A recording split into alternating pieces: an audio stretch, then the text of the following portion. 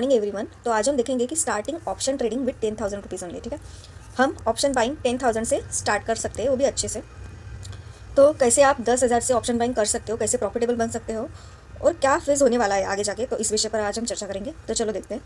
तो पहले तो सोचिए कि आपके पास सिर्फ 10,000 है, ठीक है, और आप चाहते हैं कि स्टॉक मार्केट में शुरुआत करना ऑप्शन बाइंग से हो गई। तो क्या ये पॉसिबल है? तो हाँ, इसका आंसर है हाँ, ये बिल्कुल पॉसिबल है। ठीक है, ऑप्शन बाइंग आप 5,000 से भी चालू कर सकते हो, लेकिन मुझे लगता है सीखने के लिए 10,000 एक बैकअप मतलब बराबर है। ठीक है, लेकिन गलत तरीके से अगर शुरू किया, ठीक है, अगर आपने इसे गलत तरीके से शुरू किया तो 10 दिन में खाता साफ। जितना भी ट्रेडिंग अकाउंट में होगा वो सब चला जाएगा। 10 दिन भी क्या, एक दिन में भी चला जा सकता है। ठीक है, तो आज के वीडियो में मैं यही बताऊंगी कि बिगिनर ट्रेडर 10,000 से किस तरीके से ऑप्शन बाइंग शुरू कर सकता है और कैसे उस लॉस से आपको बचना है। ठीक है, तो ये वीडियो आपने पूरा देख लिया तो आपकी ट्रेडिंग जर्नी का पहला स्टेप तो सॉलिड हो जाएगा। ठीक है, तो आगे बने रहिए, वीडियो एंड तक ज़रूर देखिए। तो वीडियो किसके लिए है? अगर आप सोच रहे हैं कि आपके पास पैसा कम है, ठीक है, तो पैसा कम नहीं है, ओके, वीडियो आपके लिए ही है। अगर पैसा कम है तो वीडियो ये आपके लिए ही है। ठीक है, क्या आप ऑप्शन ट्रेडिंग कर भी सकते हो या नहीं? अगर आपके पास 1,000 रुपीज़ है या 2,000 है या 10,000 है तो आप ऑप्शन ट्रेडिंग कर सकते हो या नहीं? हाँ, बिल्कुल कर सकते हो, ये भी हम आगे जानेंगे। ऑप्शन बाइंग आप करना चाहते हो, स्मॉल फंड से बड़ा कैपिटल बनाना चाहते हो, तो ये वीडियो आपके लिए ही है। ठीक है, ऑप्शन बाइंग में अगर आप आना चाहते हो तो ये वीडियो आपके लिए। चलो शुरू करते हैं। रियलिटी चेक, ये बहुत बड़ी बात है। ठीक है, इस ट्रेडिंग में आने से पहले हमें कोई नहीं बताता कि इसकी रियलिटी क्या है, कैसे हमारा पैसा जा सकता है, किस तरह की रिस्क होती है, कैसे वोलेटिलिटी होती है। ठीक है, हमें आने के बाद ही सब पता चलता है, लेकिन मैं अपने एक्सपीरियंस से आपको बताऊंगी कि अगर 10,000 से आप मार्केट में आना चाहते हो, ठीक है, तो ये कोई लॉटरी खेलने जैसा नहीं है दोस्तों। ठीक है, एक आपकी स्ट्रैटेजी चाहिए, और स्ट्रैटेजी कैसे बनेगी? तो पहले तो 1 महीना आप सिर्फ लाइव मार्केट को देखो। ठीक है, सिर्फ देखना नहीं है, तो उसको समझना भी है धीरे धीरे कैसे काम कर रहा है। ठीक है, कैसे स्ट्रैटेजी बनानी है। ठीक है, आपको यूट्यूब पे वीडियो देखनी है स्ट्रैटेजी के लिए भी, और उसको एनालाइज करना है, मार्केट पे एनालिसिस करना है। ऑप्शन बाइंग में आपका कैपिटल छोटा है लेकिन रिस्क बड़ा होता है। ठीक है, अगर आप 10,000 लेके बैठे हो तो ये इतना पावरफुल है कि पूरा का पूरा फंड एक दिन में भी लेके जाने की उसकी क्षमता है, एक ट्रेड में भी। ठीक है, इतना ज़्यादा रिस्क है। बिगिनर को तो पहले समझना होगा कि मेरे जो 10,000 है सिर्फ सीखने की फीस है। ठीक है, ना कि जल्दी करोड़पति बनने का रास्ता। अगर आप पहले फंड डाल रहे हो 10,000 रुपये, तो ये मत सोचना कि नहीं अभी मैं 10,000 से इसको 20,000 लेके जाऊँगा, फिर 20,000 से उतना कैलकुलेशन मत बना लेना सीखने से पहले कि नहीं फिर 1 लाख चला जाएगा, फिर ऐसा वैसा। ठीक है, तो आपकी ये फीस है, ये चलेगा ऐसा ही समझो, और 99% लोगों का ये चला ही जाएगा, मुझे गारंटी है। ठीक है, तो पहले तो आप सीखो, और सीखने के लिए ये लगेगा। ठीक है, लाइव ट्रेडिंग ही आपको सिखाएगी। पेपर ट्रेडिंग में आपका जो रियल पैसा है वो लगता नहीं है, तो आप इमोशन फील नहीं कर पाते। ठीक है, जब रियल पैसे से काम करोगे ना तभी आप वो इमोशन फील कर पाओगे, और ट्रेडिंग है माइंड का गेम, इमोशन का गेम। ठीक है, सिर्फ स्ट्रैटेजी से भी कुछ नहीं होगा, ये इमोशन का गेम है।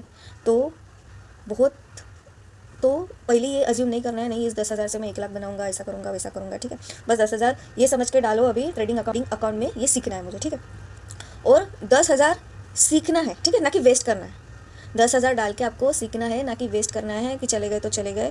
क्या सीखा वो भी लिखना है आपको, लेकिन 10,000 से सही प्लानिंग करके आप लगातार ट्रेड कर सकते हैं। ठीक है, तो ये कैसे कर सकते हैं ये मैं आगे बताऊँगी। तो चलो देखते हैं। पहले तो हमें कैपिटल डिवाइड करना है। ठीक है, जो 10,000 है उसको हमें 10 हिस्सों में बांट लेना है। ठीक है, 10 हिस्से कर देने हैं इसके।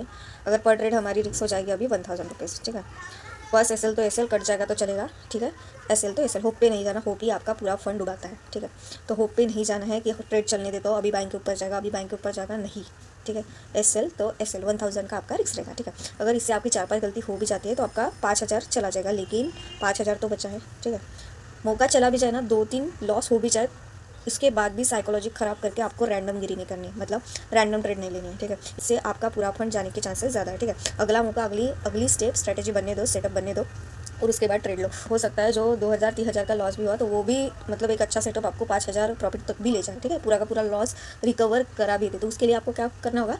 अपने स्ट्रैटेजी और सेटअप के लिए वेट करना होगा। ठीक है, तो पहले तो हमें क्या करना है, मतलब इससे सर्वाइवल करना है। ठीक है, प्रॉफिट बाद में, प्रॉफिट का बाद में देखेंगे। सर्वाइवल के लिए हमें क्या लगेगा? फंड। और जो फंड हमने डाला है बस उसको, वो ना बढ़े ना, लेकिन वो रहना चाहिए। ठीक है, वो घट्टे घट्टे से घटना नहीं चाहिए। ठीक है, वो ठहरना चाहिए मार्केट में, जितना ज़्यादा दिन वो ठहरेगा ना उतना ज़्यादा वो सिखाएगा। ठीक है, तो पहले हमें सर्वाइवल के बारे में सीखना है, प्रॉफिट तो बाद में है, ट्रेडिंग सीखने के बाद। ठीक है, तो स्टार्टिंग में ये जो आपकी है ना 10,000 ये फीस है। ठीक है, प्रॉफिट के बारे में अब मत सोचो। सही ऑप्शन चुनना, मतलब बिगिनर्स को निफ्टी से ही शुरुआत करनी चाहिए, क्योंकि सेंसेक्स और निफ्टी दोनों की अभी एक्सपायरी चल रही है। पहले थी बैंक निफ्टी, फिर निफ्टी वगैरह वीक में, लेकिन अभी सिर्फ हफ्ते में वीक में निफ्टी और सेंसेक्स की एक्सपायरी चलती है, और निफ्टी है सस्ता। ठीक है, तो बिगिनर को निफ्टी से ही शुरुआत करनी चाहिए। लिक्विडिटी भी हाई है, अंडर बजट एटीएम है। स्टॉप ऑप्शन क्या है? ये ज़्यादा रिस्की होते हैं, मैनिपुलेशन ज़्यादा होता है, लेकिन सिर्फ सही करने से ही बात नहीं बनेगी, ठीक है। ये जो गेम है ना सेटअप में, वो है एंट्री और एग्जिट का। मतलब एक एग्जांपल से समझ लेते हैं। अब निफ्टी का प्रीमियम ले लिया आपने, 80 के ऊपर आपने बाय कर दिया, ठीक है, एट द मनी आ जाएगा। इसका स्टॉप लॉस है आपका 65, ठीक है। ये क्या होता है, 80 में बाय करने के बाद ये आ जाता है 60 पर, और इसमें चला गया आपका स्टॉप लॉस। और फिर आपका जो टारगेट रहता है वो कितना रहता है, वो अगर रहता है 100, ठीक है, तो ये फिर चला जाता है 60 से 100 तक। अब इसमें क्या हुआ, क्या गलत क्या किया आपने, कुछ भी गलत नहीं किया, लेकिन सिर्फ एंट्री और एग्जिट गलत था, जिस वजह से आपने लॉस बुक किया, प्रॉफिट बुक नहीं किया, ठीक है। सब सही था, ट्रेड सही था, सेटअप सही था, लेकिन एंट्री पर भी उतना ही काम करना चाहिए ऑप्शन बाइंग में, ठीक है। बहुत ज़्यादा ज़रूरी है एंट्री और एग्जिट। तो एंट्री और एग्जिट का डिसिप्लिन हम कैसे लगाएंगे, इंट्राडे में टारगेट और स्टॉप लॉस पहले फिक्स करो। अगर ट्रेड लेने से पहले ही हम अपना स्टॉप लॉस और टारगेट फिक्स कर दे तो फिर कुछ नहीं हो सकता, ठीक है।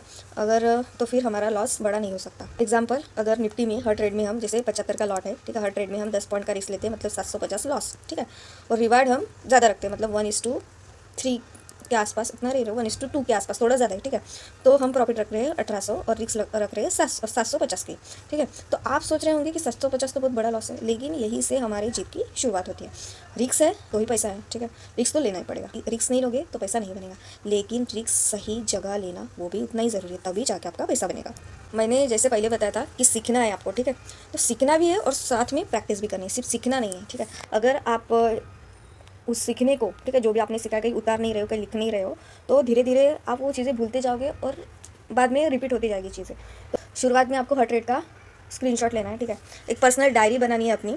पहले 1 महीने में प्रॉफिट पे फोकस मत करो, ठीक है, सिर्फ कंसिस्टेंसी और गलतियाँ समझो। जो भी कुछ हुआ है एक डायरी में लिखो, अपनी गलतियाँ क्या क्या हुई है उस ट्रेड के सामने। जब लॉस हुआ तो क्यों हुआ, प्रॉफिट हुआ तो कैसे हुआ, प्रॉफिट के टाइम क्या किया, लॉस के टाइम क्या किया, ठीक है। ट्रेडिंग में सबसे बड़ा प्रॉफिट पैसा नहीं है, ठीक है, सबसे बड़ा जो प्रॉफिट है ना वो है एक्सपीरियंस।